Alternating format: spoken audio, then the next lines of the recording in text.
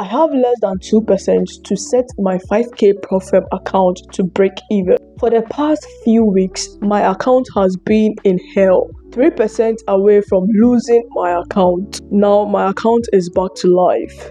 Finally, in my third month of Ghost Mode Challenge, almost a month of quitting my job. And these are my top 4 habits I am focusing on. 1 project, 1 book, 1 meditation, 1 workout.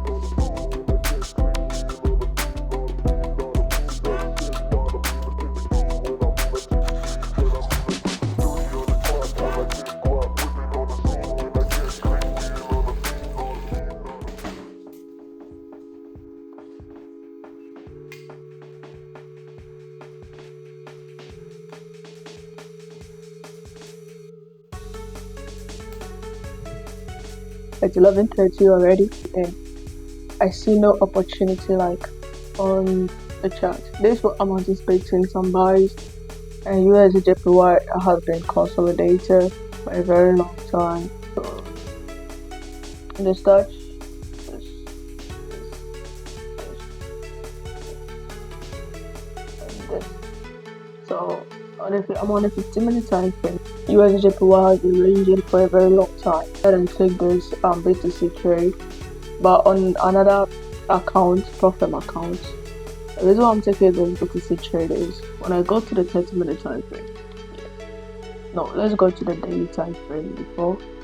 Was it on the daily time frame or the 4-hour time frame? Alright. So they start support. Price starts and tested the support level and started pushing. So when I drop down, this level looks good for me to enter a trade. But the reason I'm not entering this trade is no inducement has been formed. I see no inducement here. That's why I'm still waiting, holding on to this particular trade. Yeah. But when I go to the 30-minute time frame, price created a pin bar, which is a confirmation for me to enter this trade. You get it. So I'll go ahead and take this risky trade on BTC. Free Profem. It was a free giveaway they were doing, and I anticipated in it. So right now I'm just floating in profit now. Just risking $24. This account is close to blowing. As you can see, I have only $91 to blow this account. I'm going to make a deposit and also spend some time outside whilst the trade is running on my other account. Yeah. So for my funded next, I'm still waiting for gold for a clear setup before I take a trade. This is the trade update. It's still floating in profit. Alright, so I have my stop loss alert, break even alert, and my take profit alert. So I'm going ahead to reduce my stop loss. So reduce it to $12. So risking 24 to 12.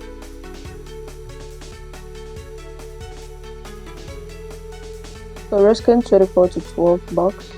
So let's see how it goes. So it is time for me to work out. My workout is going to be skipping. Already I spent some more than 10 minutes outside.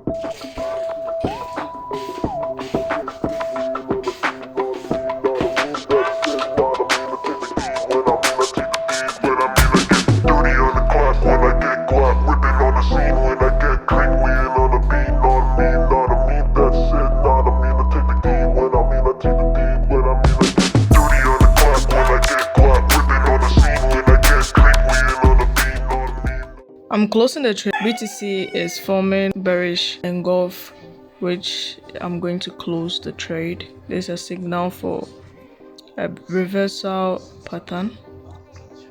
So close.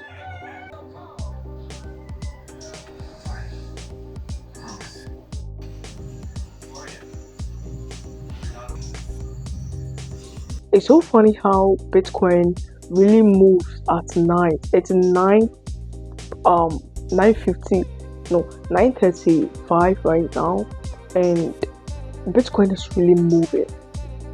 Like it's really moving. This is the second time I entered a trade on BTC, and during a New York section, it was really moving slow. So when it was 5 p.m., I closed the trade because I wanted to stick to my rules because I don't trade during the Asian section. And this time around, I was like, I'm just going to let the market do whatever it wants to do. Once it hits my stop loss, I'm good. Already, I reduced my risk. I did that, and finally, like it's evening time, and BTC is really moving. It's pushing very, very severely, like with momentum to the downside. And I'm just going to show you guys. So I'm here on my chart, on my monitor, to show you why I took this particular sell. I had analyzed everything with you guys. Starting from the daily time frame, we had this strong sensitive support level here, and this support level created a change of character, which is we are anticipating for buys now. So when price pulled back, I marked this breaker block because of this particular pin bar that was reacted from that particular breaker block. So I entered right from there, and my take profit was like 1:3, so once price got to this particular order block, I did not like this order block before, but after seeing this engulf candlestick, that was when I marked the order block and I closed out for my trade. And you can see it was just 1:0.96 20 bucks, and I jumped into this sell trade after this engulf candlestick. And so I knew that since price reacted from this order block, meaning price is going to push down. That was a risky trade. I wasn't that much confident, but I was like, let me just take the risk. I just took this trade, and my stop loss was above this candle, the bullish candle. And also, yeah, it took hours. I was even tired. So once price just pushed out, I started reducing my risk, and finally my stop loss was just above here, above that high, this particular high. And price just came close to my stop loss, but did not hit my stop loss and started retracing. My emotion was like I should close the trade. The reason why I did not close the trade was I've seen this particular thing before. I entered into a sell trade on BTC like this, and it took a very long hours to move. I took the trade at the New York section, and finally, like later on, it just played out to my direction and I was targeting 1:4 and hit my full take profit on that particular trade. So I was like, I'm not going to close this trade. I'm just going to hold till take profit. I'm targeting 1:3. This 1:3. Don't wait for this candle to close. No, I did not wait. I just closed right before it. Close the trade because this is a strong support level. I will not lie. I was not anticipating. I'm not even anticipating that price will even break through that support level. If price breaks through that strong, it's because it's very strong level. It has 4 touches. If price breaks through the support level, meaning we are totally bearish on BTC. So I had this 30-minute order block here, which price tapped into it. Let me just show you the top. Let me just show you the top by just setting this then here.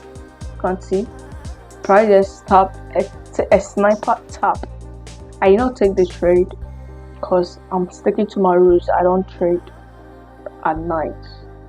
You get it? I just stick to my rules. I don't trade at night. So this particular order block would push the market, and it's pushing the market. And it also created a pin bar, and this pin bar would be a much reason why I'll enter this trade, but I refuse to take the trade. Can see how price is pushing it up. If I took the trade here, we closed at this level, we take profit hit. Alright, so I jump into another buy. Then target the extreme high because price is bullish. There's stop loss right below here. 1:10. Definitely price will.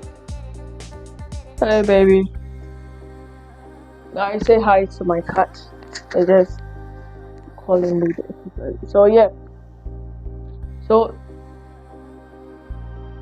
and price is going to the all-time high. This is it. So yeah. So that was why I took the sell and refused to take this buy trade. There's my cat anytime I try to analyze. Right now I'm done and I just finished journaling my trades, and I'm watching some few YouTube videos, and look at my cat. He has been disturbing me ever since I started journaling, and bro, I have news at 12:30 p.m. Every day needs a different analysis. No matter the weekly analysis we do, every day needs analysis. I was speaking to my mentor on a phone call. My mentor is my friend. We used to share analysis, we used to share ideas. So we have a view, so we'll be patiently waiting for 12:30.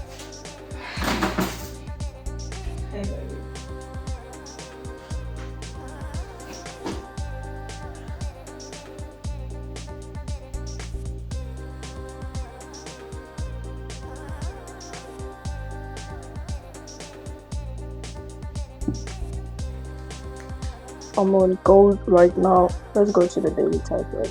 On the daily time frame, this is the extreme, the all-time high. That's the resistance level, and price failed to break with the body closer. It's affected everything. You can see wick, price created a wick. Let's go to the 4-hour. It's wicked 1 hour. It's wicked 45 minutes. It's wicked 30 minutes. It's wicked, and even 15 minutes it's wicked. So this is it's a strong confirmation, but I'm just waiting for 12:30 for the news to be reached. Alright, so let's see the news for today is 2nd. Alright, so really it's not 12. Alright, so it's around 2 p.m. I was thinking it's 12. I'm still waiting for this trade. Yeah. So already price created a break of structure. We on a 15-minute time frame. Price created a break of structure. This buy is buying from this other block. I picked all these on from the 1 hour time frame. So 1 hour parabolic, 1 hour other block. So I'm already waiting for a candlestick confirmation to form inside any of this zone of mine. Once I see my reversal candlestick, I will not hesitate to take a trade. I'm just going to take the trade ASAP. Already on the 45 minutes, I saw this this pin bar rejection on the 45 minutes, and it's pushing the market. So maybe if my zone do not hold, meaning this level was a strong level for the buys to push and break above. But me, I'm anticipating for sales. And when you go to the 4-hour time frame, Fair Liga was formed, and are you kidding me? USDJPY finally pushed up aggressively. So this other block pushed this. If I get an engulf candlestick from this zone here, I'm going to take the sell. And my stop loss will be above.